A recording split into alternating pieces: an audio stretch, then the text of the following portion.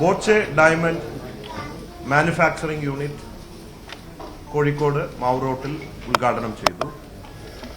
ഇത് ഞങ്ങളുടെ ഒരു regional diamond Boche diamond manufacturing unit ആണ്. ഞങ്ങളുടെ മെയിൻ മാനുഫാക്ചറിംഗ് തൃശ്ശൂരാണ്.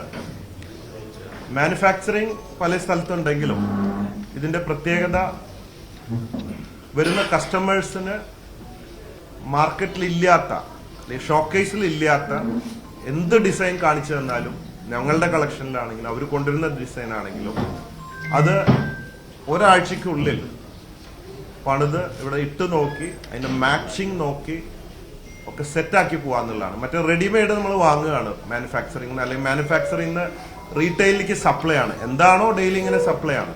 ഇത് നമ്മുടെ ഇഷ്ടത്തിനനുസരിച്ച് ഓർഡർ ചെയ്ത് വാങ്ങാം എന്നത് ഒരു പ്രത്യേകത. അതിനു വേണ്ടിയിട്ടാണ് ഇവിടെ ഒരു റീജിയണൽ ബോച്ചെ ഡയമണ്ട് മാനുഫാക്ചറിംഗ് ഇവിടെ തുടങ്ങാൻ കാരണം.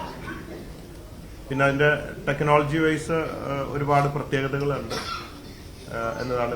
ലൈറ്റ് വെയിറ്റ് കളക്ഷനിലും നമുക്ക് ചെയ്യാൻ പറ്റും. മറ്റേത് ഷോറൂമുകളിലൊക്കെ ഉള്ളത് നമ്മൾ ഹെവി വെയിറ്റ് എന്താണോ അത് തന്നെയാണ്. ഇപ്പൊ എന്താ പറയാ, ഒരു 5 പവന്റെ ഡയമണ്ട് ഗോൾഡ് ആഭരണമാണെങ്കിൽ അത് വെറും 1.5 പവനിൽ വരെ ലൈറ്റായിട്ട് ഡിസൈൻ ചെയ്തിട്ട് ഉണ്ടാക്കാം ഓർഡർ ചെയ്താൽ. അപ്പൊ എക്കണോമി വെയിറ്റ് കാര്യങ്ങളൊക്കെ അതിനനുസരിച്ച് ചെയ്യാം. അതാണ് പ്രത്യേകത.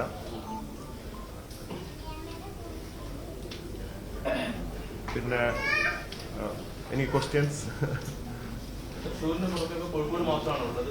ഇപ്പൊ ഇതാണ്. പിന്നെ ചെറിയ ചെറിയ യൂണിറ്റുകളുണ്ട്, പക്ഷെ മെയിൻ തൃശ്ശൂരാണ്. ഇപ്പൊ റീജിയണൽ ലെവലിൽ ഇവിടെയാണ് ഉള്ളത്.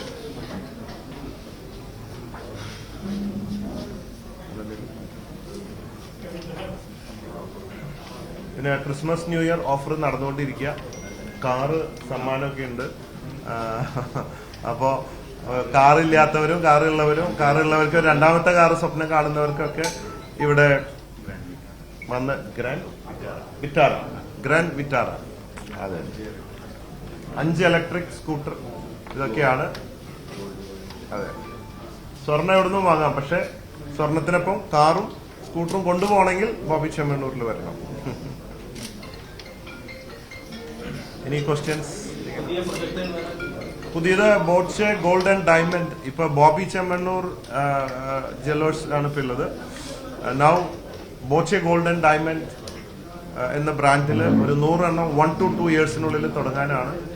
മാവേലിക്കരയും മറ്റൊരു സ്ഥലത്തും 2 കടയെടുത്തു, പണി നടക്കുന്നു. ഇനി സ്പീഡിൽ അത് തുടങ്ങാനാണ് ഉദ്ദേശിക്കുന്നത്. 1-2 വർഷത്തിനുള്ളിൽ അത് ലിസ്റ്റ് ചെയ്യണം എന്നുള്ള ഒരു പരിപാടി, ഷെയർ വിപണിയിലേക്ക് കടക്കാനുള്ള ഒരു ബ്രാൻഡായിട്ടാണ് നമ്മൾ അതിനെ കാണുന്നത്.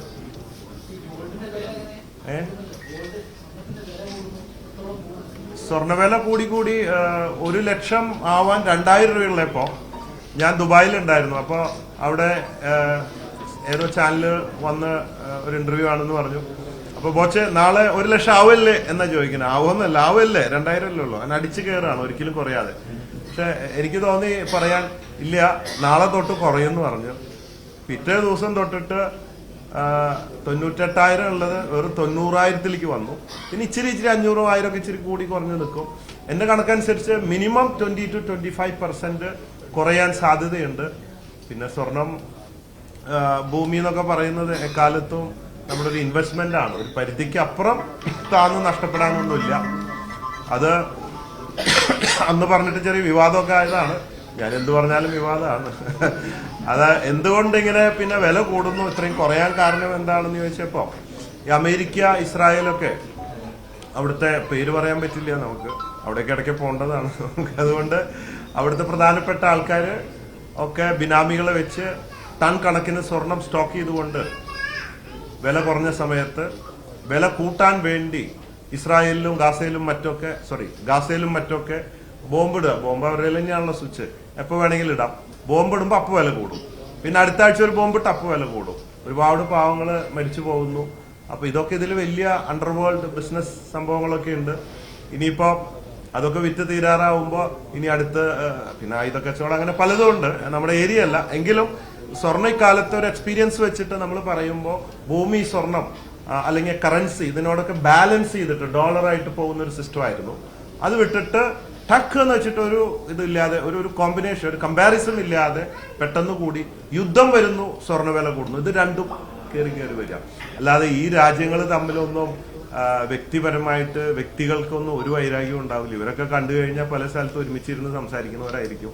പക്ഷെ നമ്മൾ നോക്കുമ്പോൾ രാജ്യങ്ങൾ തമ്മിൽ ഭയങ്കര അടി, ഭയങ്കര വൈരാഗ്യം, ഇതൊന്നും ഈ കച്ചവടക്കാർക്ക് ഉണ്ടാവില്ല ചിലപ്പോൾ. അപ്പൊ ഇങ്ങനെയൊക്കെ പറഞ്ഞിട്ട് വലിയ വിവാദമായതുകൊണ്ട് അതിന് ഇനി വലിയ സ്കോപ്പ് ഇല്ലാത്തതുകൊണ്ട് തുടർന്ന് പറയുന്നില്ല അടുത്ത വിവാദത്തിലേക്ക്.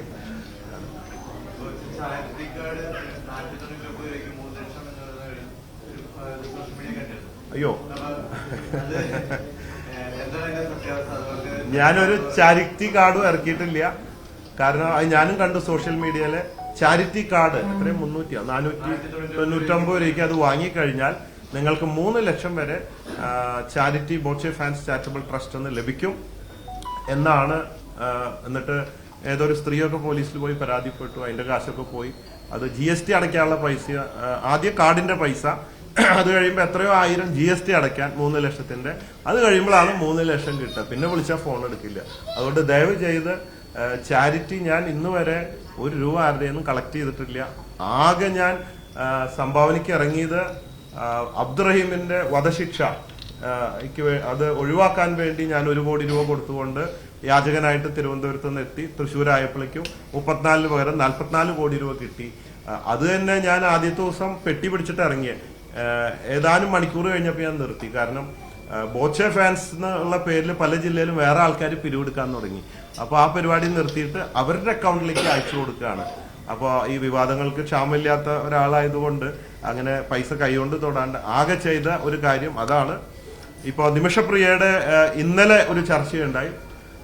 ഇപ്പോൾ വീണ്ടും ഒരു വ്യക്തി, മാന്യ വ്യക്തി യമനിൽ പോയി, ഞാൻ ഇപ്പോൾ പേര് പറയുന്നില്ല, ഇന്നലെ വന്ന് തിരിച്ച് ഞാനുമായിട്ട് ഡിസ്കഷൻ ഉണ്ടായിരുന്നു. അപ്പോൾ ഏകദേശം നമുക്ക് രക്ഷിക്കാൻ സാധിക്കുമെന്നാണ്. പക്ഷെ അതിന്റെ തീരുമാനങ്ങളും ചർച്ചകളും ഫിനാൻസും ഒക്കെ അതിന്റെ കാര്യങ്ങളിലേക്ക് കടക്കണം. അബ്ദുറഹീമിന്റെ 44 കോടി രൂപ വന്നു 34 കോടി രൂപയ്ക്ക്. ബാക്കി 10 കോടി രൂപയോളം ബാലൻസ് ഉണ്ട്. അപ്പൊ അവരുമായിട്ട് സംസാരിക്കും. എന്നിട്ട് അതിൽ നിന്നും ബാക്കി പിരിച്ചിട്ടും എന്റെ വക 1 കോടി കൊടുത്തുകൊണ്ടും ഒക്കെ ആയിട്ട് വീണ്ടും നിമിഷപ്രിയയെ രക്ഷിക്കാൻ അങ്ങേയറ്റം ശ്രമിക്കും എന്നതാണ്. അപ്പൊ പറഞ്ഞ ചാരിറ്റിയുടെ പേരിൽ ഒരാൾ ഒരു പൈസ ആർക്കും കൊടുക്കണ്ട, എന്റെ പേരിൽ എന്ന് പ്രത്യേകം പറയാണ്. അതുപോലെ തന്നെ ഇപ്പൊ ന്യൂ ഇയർ അടുത്ത് വരികയാണ്. കഴിഞ്ഞ തവണ തൃശ്ശൂർ വലിയൊരു ന്യൂ ഇയർ പാർട്ടി സംഘടിപ്പിച്ചിരുന്നു. ഈ തവണ എന്തെങ്കിലും തരത്തിലുള്ള പ്ലാനിംഗ് ഉണ്ടോ? ന്യൂ ഇയർ പിന്നെ ആഘോഷിക്കണമല്ലോ, എല്ലാ വർഷവും നമ്മൾ ആഘോഷിക്കും. അത് സുഖമാണെങ്കിലും ദുഃഖമാണെങ്കിലും ആഘോഷം എന്നും ആഘോഷമാണ്. ഈ പ്രാവശ്യം ബോച്ചെ 1000 ഏക്കർ വയനാട് മേപ്പാടിയിൽ വേടന വെച്ച് ചെയ്യണമെന്നാണ് ആഗ്രഹം. അതിന്റെ ചർച്ചകൾ നടക്കുന്നുണ്ട്. ഓൾമോസ്റ്റ് ഡിസൈഡ് ചെയ്ത അത് അറിയിക്കും എന്നുള്ള ചിന്തയിലാണ്. കാരണം കഴിഞ്ഞ പ്രാവശ്യം പാര വെച്ചു, ആരോ 50,000 രൂപ ആവശ്യപ്പെട്ടിട്ട് കൊടുത്തില്ല എന്ന് പറഞ്ഞിട്ട് എന്തായാലും പറയാ ഹർജി എന്തോ കൊടുത്തിട്ട് 3 മാസം മുമ്പ് അപ്ലൈ ചെയ്തില്ല എന്ന കാരണം കൊണ്ട് കോടതിയിൽ കൊടുത്തിട്ട് അത് ബ്ലോക്കാക്കി. അങ്ങനെയാണ് സൺബേൺ തൃശ്ശൂർക്ക് മാറിയത്. അതുകൊണ്ട് ഈ പ്രാവശ്യം ആരും പാര വെക്കില്ല എന്ന് വിചാരിക്കുന്നു. വയനാടിന് ടൂറിസം ആവശ്യമാണ്. എനിക്ക് ഭൂമിയുണ്ട്, എനിക്കും നല്ലതാണ്, വയനാടിന് എല്ലാവർക്കും നല്ലതാണ്. അതുകൊണ്ട് ഞാൻ മുൻകൈ എടുത്തുകൊണ്ട് സ്പെൻഡ് ചെയ്ത് ചെയ്യാൻ ശ്രമിക്കുന്നുണ്ട്.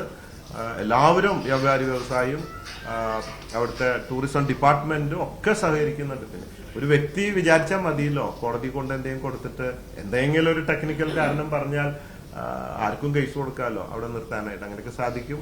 അങ്ങനെയാണ്.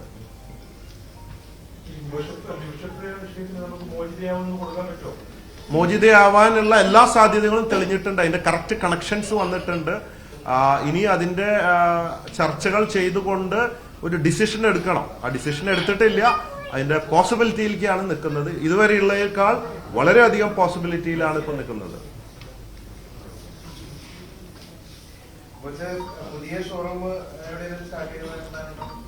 പുതിയ മംഗലാപുരത്ത് വലിയൊരു ഷോറൂം വരുന്നുണ്ട്. എന്ന് എപ്പോഴത്തേക്കാണ്? ജനുവരിയാണ് ഉദ്ദേശിക്കുന്നത് മംഗലാപുരം. ഞാൻ എന്തായാലും ഉണ്ടാവും. പിന്നെ ഇതുപോലെ സുന്ദരികളായ ആരെങ്കിലും ഒക്കെ കൂടെ കാണും. നേരത്തെ മറഡോണയെ കേരളത്തിൽ കൊണ്ടുവന്ന താങ്കളായിരുന്നു. ഇപ്പൊ ഈ മെസ്സി വരും എന്നൊക്കെ ഭയങ്കര കുറെ നാളുകളായി ചർച്ച നടക്കുന്ന വരുമില്ല എന്നൊക്കെ. ഈ മെസ്സിയെ കൊണ്ടുവരാൻ ശ്രമം നടത്താൻ പറ്റുമോ? അതിപ്പോഴത്തെ ഒരു സമയത്ത് അതൊരു വിവാദമാവാൻ ഞാൻ ഉദ്ദേശിക്കുന്നില്ല. മെസ്സിയുടെ വീട്ടിൽ ഞാൻ പോയിട്ടുണ്ട് ഒരു 10-15 വർഷം മുമ്പ് മറഡോണ ഉള്ളപ്പോ. അങ്ങനെ മെസ്സിയുമായിട്ട് സംസാരിച്ചെല്ലാം മെസ്സിയും മറഡോണയും ഒരുമിച്ച് എന്റെ ബ്രാൻഡ് അംബാസിഡർ ആവണമെന്ന് വലിയ മോഹമായിരുന്നു. ആ സമയത്ത് മറഡോണയും മെസ്സിയും തമ്മിൽ തെറ്റി. അപ്പോൾ ഉള്ള മർഡോണ കയ്യിൽ പോണ്ടെന്ന് ഓർത്തിട്ട് ഞാൻ മെസ്സിനെ തൽക്കാലം സൈഡാക്കി വെച്ചതാണ്. എനിവേ നമുക്ക് പ്രതീക്ഷിക്കാം, നമുക്ക് എല്ലാവർക്കും ഇഷ്ടമാണ് മെസ്സിയോടൊക്കെ വരാനും കാണാനും ഒക്കെ. അബ്ദുറഹീമിന്റെ വധശിക്ഷ ഒഴിവാക്കി ഇനി ഒരു ജനറൽ കേസ് ഉണ്ട്. ആ കേസിന് അതിൻ്റെതായ സമയമെടുക്കും. കുറച്ച് മാസങ്ങൾ മുമ്പ് പറഞ്ഞ 6 മാസം എന്നാണ്. പിന്നെ അവിടുത്തെ കാര്യങ്ങളല്ലേ നിങ്ങൾക്ക് അറിയാലോ. എന്തായാലും ഇനി തൂക്കിക്കൊല്ലുകയോ തലവെട്ടുകയോ ഉണ്ടാവില്ല, അത് ഗ്യാരണ്ടീഡ് ആണ്. ബാക്കിയുള്ള എന്തോ ജനറൽ കേസ് ഫോർമാലിറ്റി ആയിട്ട് വരാൻ ചിലപ്പോൾ ഇനിയും ഒരു 6 മാസമോ 3 മന്ത്സോ ഒക്കെ എടുക്കുമെന്ന് പറയുന്നുണ്ട്. നീളോ ഇല്ലയെന്നൊന്നും അറിയത്തില്ല.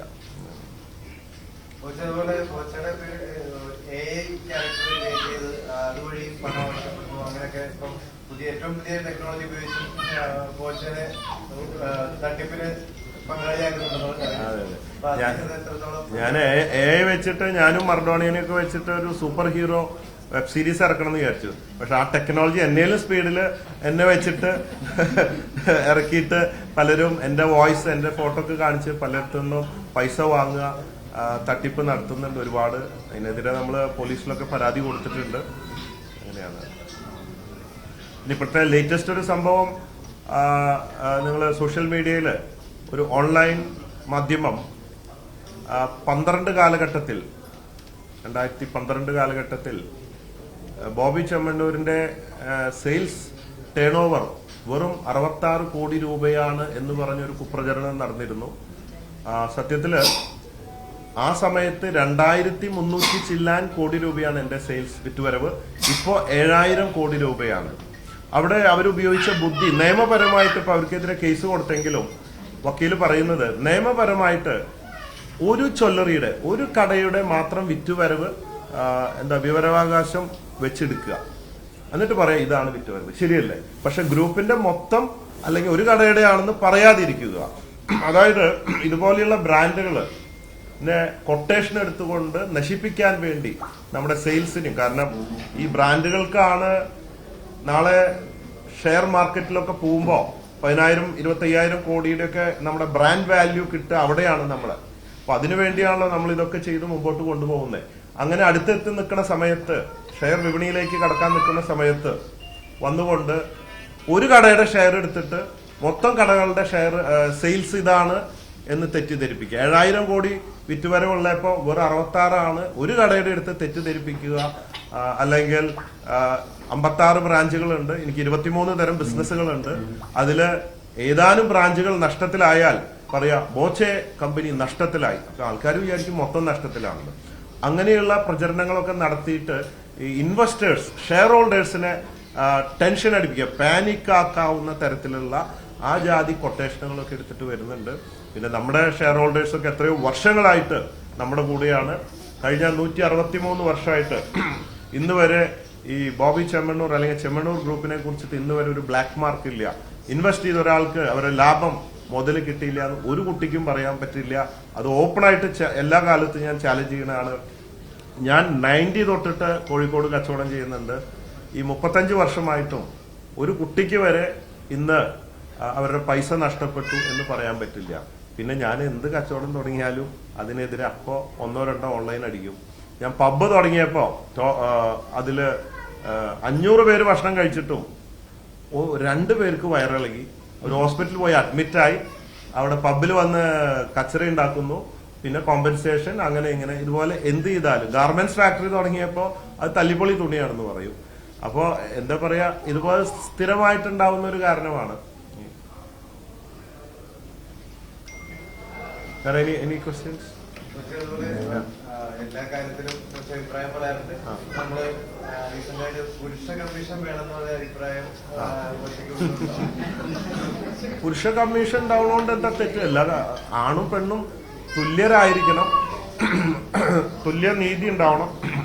അവിടെ അതിനെ കുറിച്ചിട്ട് ഈ രാഹുൽ ഈശ്വർ അതിനുവേണ്ടി കുറെ ശ്രമിക്കുന്നുണ്ടായിരുന്നു. പുരുഷനായാലും സ്ത്രീ ആയാലും അസത്യമായ കാര്യങ്ങൾ വരുമ്പോൾ അത് കണ്ടുപിടിക്കാനും അതിനുള്ള ഒരു നീതി ഉറപ്പാക്കാൻ വേണ്ടുന്ന സംവിധാനങ്ങൾ എല്ലാവർക്കും വേണം. പ്രത്യേകിച്ച് ഇച്ചിരി പേരുണ്ടായിപ്പോയി, അല്ലെങ്കിൽ ഒരു ബ്രാൻഡാണ് അല്ലെങ്കിൽ ഒരു സെലിബ്രിറ്റി ആണെങ്കിൽ കൂടുതലായിട്ട് ഇതുപോലെയുള്ള പരാതികൾ, സത്യമായിട്ടുള്ള പരാതികളും വരും, അല്ലാത്തതും വരും. അതൊക്കെ ഉണ്ട്. അപ്പൊ അതിനു വേണ്ടിയിട്ട് ഒരു തെറ്റുമില്ല. അതിന് വേണ്ടിയിട്ട് ചോദിച്ചുകൊണ്ട് പറഞ്ഞു എന്ന് മാത്രം. പിന്നെ ആരാ ഇവിടെ ഇങ്ങോട്ട് കടക്കുമ്പോ എൻ്റെ അടുത്ത് ചോദിച്ചു, ബോച്ച എന്താ മീശ വെക്കാത്ത എന്ന് ചോദിച്ചിട്ടുണ്ടായിരുന്നു. ഇത് കുത്തിക്കൊള്ളുമ്പോ ഒരു സുഖമില്ല എന്ന് സ്വന്തം ഭാര്യ പറയാറുണ്ട്.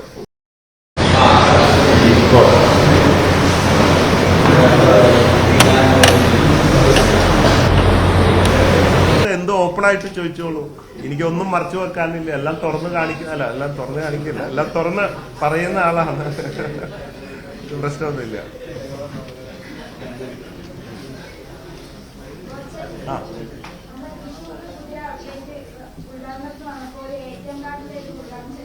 ആ അതിന് മറ്റ് ബ്രാഞ്ചുകളിൽ റെയിൽവേ സ്റ്റേഷൻ പല സ്ഥലത്തും വരും. ഇപ്പോൾ നമ്മുടെ കോർപ്പറേറ്റ് ഓഫീസിലാണ് ATM gold and diamond coins 24 hours എപ്പോൾ വേണമെങ്കിലും നമുക്ക് എടുക്കാം. പിന്നെ അതിൽ ഇൻസ്റ്റാൾമെന്റ് ആയിട്ടും കടമായിട്ടും എടുക്കാവുന്ന അടുത്ത സോഫ്റ്റ്വെയറിലൊക്കെ കയറ്റാൻ വരികയാണ്. ഇപ്പോൾ റെഡി ക്യാഷിനാണ് വാങ്ങാൻ പറ്റുക. ഇൻവെസ്റ്റ്മെന്റ് ഗിഫ്റ്റ് ആയിട്ട് കൊടുക്കാനൊക്കെ സാധ്യമാവുന്നതാണ്.